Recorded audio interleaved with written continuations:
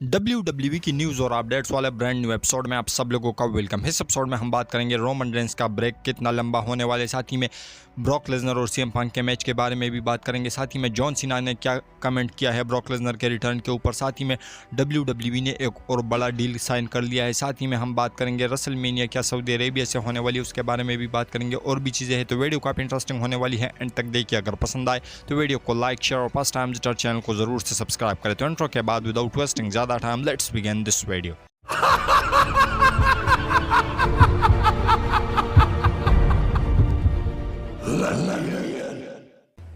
तो सबसे पहले बात करते हैं WWE के एक नए डील के साथ में।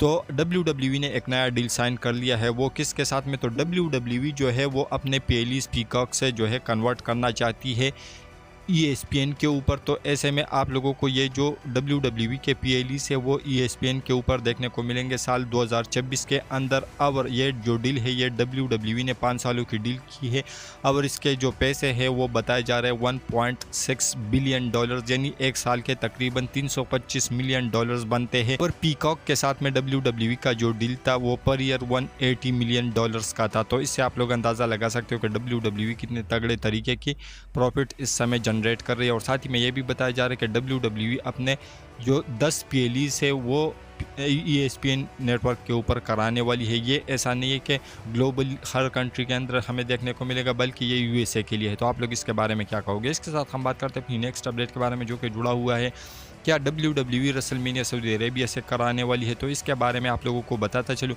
कि जो वहाँ के जो स्पोर्ट मिनिस्टर, ऐसा बताया जा रहा है कि स्पोर्ट मिनिस्टर है या जो स्पोर्ट्स का करता धरता है, जितनी सारी जो स्पोर्ट्स चीज़ें होती है स्पोर्ट्स से रिलेटेड, तो वो ये बंदा करता है। तुर्की अल शेख नाम का एक बंदा है जो कि सऊदी अरेबिया के हाई अथॉराइज्ड बंदा है। तो ऐसे में उसकी तरफ से एक कमेंट आता है कि वो इस समय जो है WWE के साथ मिलकर कुछ प्लान कर रहे हैं साल 2027 के लिए, और वो काफ़ी ज़्यादा मेजर होने वाले हैं WWE फैंस के लिए। तो ऐसे में बहुत सारे जो फैंस है वो ये समझ रहे थे कि ये रेसलमेनिया का जो प्लान है वो लेके आ रहे। तो ऐसे में इसके ऊपर एक बंदे ने कमेंट किया उसके नीचे, ट्वीट के नीचे। तो उन्होंने ये कहा कि क्या ये रेसलमेनिया को लेकर चीज़ें हो रही है? तो उन्होंने ऐसी कंफ्यूजिंग वाली जो इमोजीज है उसको डाला हुआ है, तो जाकर आप लोग उसके ट्वीट को देख सकते होगे। तो ऐसे में जो फैंस है वो ये स्पेकुलेट कर रहे हैं कि साल 2027 के अंदर हमें जो रेसलमेनिया है वो सऊदी अरेबिया से देखने को मिलेगा। तो आप लोग इसके बारे में क्या कहोगे? इसके साथ हम बात करते हैं अपनी नेक्स्ट अपडेट के बारे में जो कि जुड़ा हुआ है रोमन रेंस से।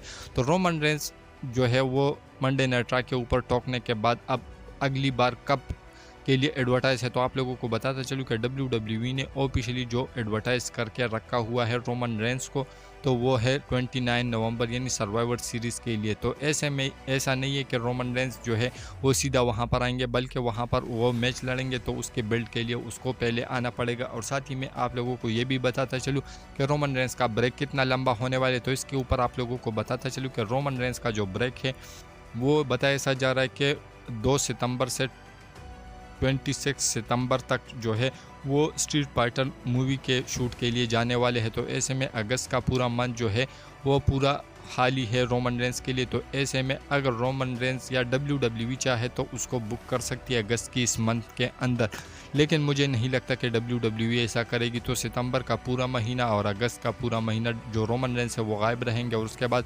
अक्टूबर के स्टार्टिंग में या अक्टूबर के मिड में रोमन रेंस का रिटर्न हमें देखने को मिल सकता है। तो आप लोग इसके बारे में क्या कहोगे? इसके साथ हम बात करते हैं अपनी नेक्स्ट अपडेट के बारे में जो कि जुड़ा हुआ है ट्रिपल एच के रिएक्शन से, जो कि ब्रॉक लेसनर के रिटर्न के ऊपर आया है। तो उनसे सवाल पूछा गया कि ब्रॉक लेसनर का फ्यूचर क्या होने वाले WWE के अंदर। तो ऐसे में उसके सवाल के जवाब में जो ट्रिपल एच है वो ये कहते हैं कि ब्रॉक लेसनर जो है वो खुद अपनी फ्यूचर को डिसाइड करेगा, क्योंकि वो ऐसा बंदा है वो जो कि वो सारी चीज़ें अपनी तरतीब से करता है। और उन्होंने उसके रिटर्न के ऊपर भी ये बात बताई कि जो ब्रॉक लेसनर का रिटर्न था वो तकरीबन 4 हफ्ते पहले ही डिसाइड किया गया। WWE की लीगल टीम की तरफ से उसको कॉल मिलाई गई और उन्होंने ये कहा कि हम चाहते हैं कि तुम अपने घर वो यानी WWE के अंदर वापस आ जाओ। और उसके जवाब में ब्रॉक लेसनर ने कहा कि लेट्स डू इट, और उसके बाद ब्रॉक लेसनर का रिटर्न हमें देखने को मिला।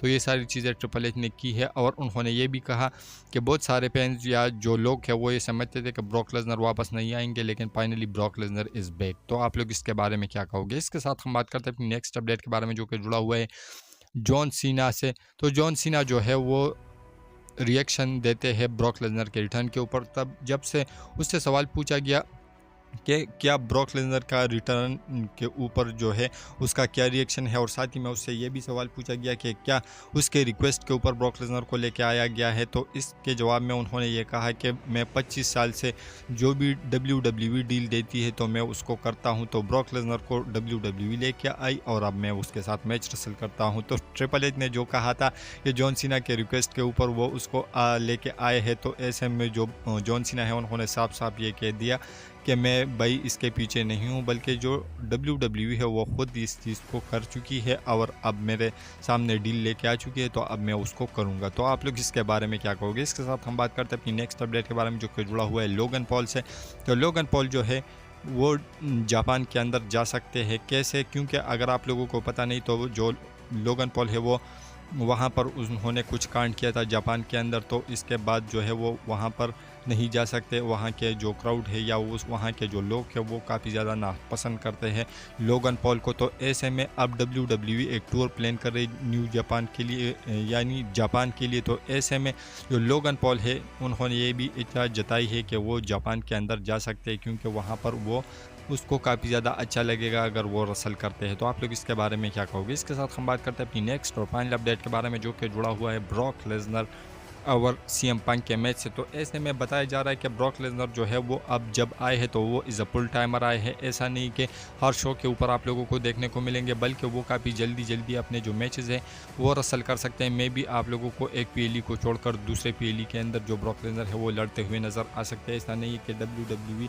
जो है उसको 4 महीने या 5 महीने का ब्रेक देकर उसके बाद वो उसको बुलाएगी मैच के लिए और उसका मैच हमें देखने को मिलेगा। लेकिन ऐसा बताया जा रहा है कि जॉन सीना के और ब्रॉक लेसनर के मैच के बाद WWE प्लान कर रही है, रूमर्स के अकॉर्डिंग, कि जो WWE है वो CM पंक के साथ भी ब्रॉक लेसनर को भिड़वाए, क्योंकि ब्रॉक लेसनर और CM पंक का भी काफ़ी ज़्यादा गहरा रिश्ता है WWE के लिहाज से। तो आप लोग इसके बारे में क्या कहोगे? वेल, इसके रिगार्डिंग अपने नीचे कमेंट सेक्शन में ज़रूर दीजिए। और हमारी जो आज की वीडियो थी यहीं तक की थी। अगर पसंद आए तो वीडियो को लाइक, शेयर और फर्स्ट टाइम विजिट चैनल को ज़रूर से सब्सक्राइब करें मजीद ऐसे इंटरेस्टिंग वीडियोज़ के लिए। तो मिलते हैं नेक्स्ट वीडियो के अंदर काफ़ी ज़्यादा जल्दी। तो until that time, goodbye, see you.